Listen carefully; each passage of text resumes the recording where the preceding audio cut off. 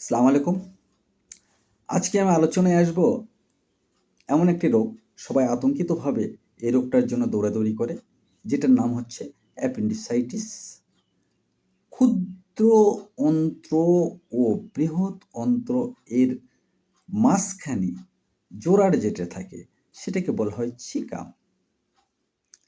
এই সিকামের সঙ্গে একটি ছোট্ট উপলাঙ্গ, মানে কেঁচোর মতো আর কি, এই কেঁচোর মতো, হ্যাঁ, মানে যুক্ত থাকে, তাকেই বলে ভার্মিফার্ম ভাল বা উপলাঙ্গের মুখ।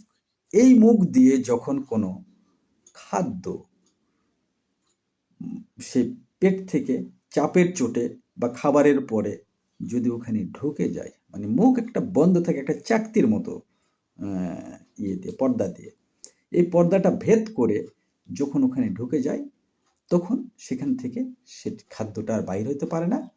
এর জন্য ওখানে খাদ্যটা পচে যায়, পচে গেলে জ্বালা যন্ত্রণা হয়, তখনই তাকে বলা হয় অ্যাপেন্ডিসাইটিস। আপনারা বুঝতে পারছেন, এই অ্যাপেন্ডিসাইটিস অবশ্যই ডান দিকে হয়, নাভি বরাবর, হ্যাঁ, প্রায় 4 থেকে 6 আঙ্গুল দূরে। অবশ্যই এর লক্ষণ ভমিটিং হওয়া, হ্যাঁ, পেট ব্যথা করা, এমনকি ডান দিক থেকে সমস্ত পেট ব্যথা করতে পারে। অবশ্যই আপনারা অভিজ্ঞ চিকিৎসকের পরামর্শ নিয়ে আপনারা অপারেশন করাটাই উত্তম হবে, এই আশাবাদ ব্যক্ত রেখে এবং আগামী দিনে নতুন ভিডিও নিয়ে আপনাদের সামনে হাজির হব, এই আশাবাদ ব্যক্ত রেখে আপনাদের হায়াত দারাজ আল্লাহর কাছে কামনা করে এখানে শেষ করলাম।